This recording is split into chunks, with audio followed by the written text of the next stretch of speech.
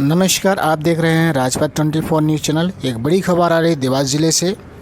इश्क में अंधे पिता ने अपनी प्रेमिका के कहने पर बेटे को मौत के घाट उतार दिया।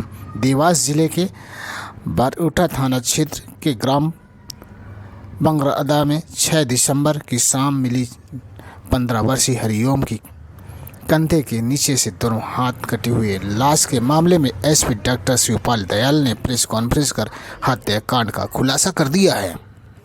प्रेमिका के कहने पर आरोपी कलयुगी पिता मोहनलाल ने अपने ही इकलौते बेटे को हरिओम को रस्सी से गला दबाकर हत्या कर दी और दोनों हाथों को बड़ी बेरहमी से दरांते से काटकर हाथों को करीब 350 फीट गहरे बोरिंग में फेंक दिया।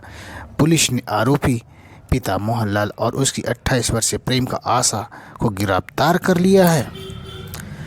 बेटे को कड़ी मेहनत मशक्कत कर पाल और पोस कर बड़ा करने के वाला एक बाप इश्क में इतना अंधा हो गया कि उसने प्रेमिका के कहने पर अपने इकलौते बेटे की निर्मम हत्या कर डालता है।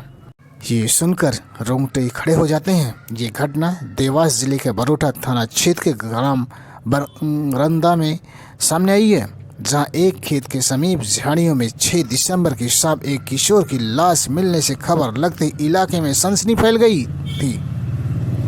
हत्या की इस दास्तान में पिता ने अपने प्रेमिका के साथ मिलकर रस्सी से गला दबाकर और दोनों हाथों को कंधे के नीचे से दरांते से बड़ी बेरहमी से काटकर बेटी को मौत के घाट उतार दिया और फिर दोनों ही हाथों को करीब 350 फीट गहरे बोरिंग के फेंक कर हत्या करने के बाद आरोपी पिता ने अपने प्रेमिका आशा को सुबह करीब 5:18 फोन कर मोबाइल में बेटे की हत्या की खबर घर से मारते लेके गए, घर से चुपचाप लेकर उठा के पुलिस ने कहाँ मारा था? हत्या के आरोपी कलयुगी बेरहम पिता और मोहनलाल और उसकी षड्यंत्रकारी प्रेम का आशा को गिरफ्तार कर चुके। हम आपको बता दें कि रस्सी से गला दबाकर और दोनों हाथों कंधे के नीचे से दराते से बड़ी बेरहमी से काटकर बेटे को मौत के घाट पिता ने उतार दिया था और फिर उसके दोनों हाथों को करीब 350 फीट गहरे बोरिंग में फेंककर हत्या करने के बाद आरोपी पिता ने अपनी प्रेम का आशा को सुबह करीब 5:18 पर मोबाइल कर बेटी की हत्या की खबर की सूचना देता है। पुलिस ने हत्या के आरोपी कलयुगी बेरहम पिता मोहन लाल और उसकी षड्यंत्रकारी प्रेम का आशा को गिरफ्तार कर लिया है। हम दोनों के बीच करीब 5 साल से अवैध संबंध थे। आशा खुद भी शादीशुदा है। हम आपको बता दें, बड़ी मेहनत मशक्कत के बाद गुरुवार रात पूछताछ के दौरान पुलिस ने उस वक्त सफलता हासिल की जब आरोपी पिता ने उसने साइंटिफिक तरीके से प्रोलोंग्ड इंट्रोगेशन किया और मोहनलाल ने स्वयं हत्या करने की बात को कबूला। एसपी डॉक्टर शिव दयाल सिंह ने प्रेस कॉन्फ्रेंस करके आज खुलासा कर दिया कि अब पुलिस टीम आरोपी की निशानदेही पर कैमरे की मदद से करीब 350 फीट गहरे बोरिंग में फेंके गए मृतक हरिओम के दोनों हाथ को निकालने में जुट गई। आखिरकार करीब 5.5 घंटे की कड़ी मेहनत मशक्कत के बाद पुलिस ने शुक्रवार रात 350 फीट गहरे बोरिंग से निकालकर मृतक हरिओम दिखी खाती गांव से अनिल उपाध्याय की ये रिपोर्ट। बारउठा थाना क्षेत्र के बागरदा गांव में एक 15 वर्षीय नाबालिग की नृशंस हत्या करके उसके हाथ शरीर से पृथक करके और उसकी डेड बॉडी को जंगल में डाला गया था। खेतों के पास बनी हुई झाड़ियों में डाला गया था। ये एक बहुत ही चुनौतीपूर्ण घटना थी हमारे लिए, जिसका हमने 48 घंटे में न केवल घटना का खुलासा किया है, दोनों आरोपियों को गिरफ्तार किया है और घटना में प्रयुक्त किए गए सभी संयंत्रों को भी हमने जब्त किया है। बताएं भैया, आपके बालक के साथ कोई घटना हुई है? हाँ सर, हुई ना। क्या हुआ? माड़ में गया था जब 3 बजे जब वो सोया था रात को और वापस 6 बजे माल में से आया जब वो नहीं था बिस्तर पे फिर ढूंढा हमने। जरा सुनिए आरोपी बाप ने ढूंढा पुत्र की हत्या करने के बाद तो आप अपनी पुलिस के सफाई पास में नहीं गए? नहीं गए। किस तरह से पहले नए मामा जी नए घर चला बहाने गया था। बनाते हुए नजर आ रहा है। तो मामा जी सुनिए क्या आप क्यों भी। चले गया था? पहले बीच में चला गया था वो। तो फिर उसके बाद में फिर क्या हुआ? वहाँ पर फोन लगाया था जो आएगा तो हम खबर कर देंगे। मामा जी का भी क्या पहले नाराज होके गया था, क्या बात थी?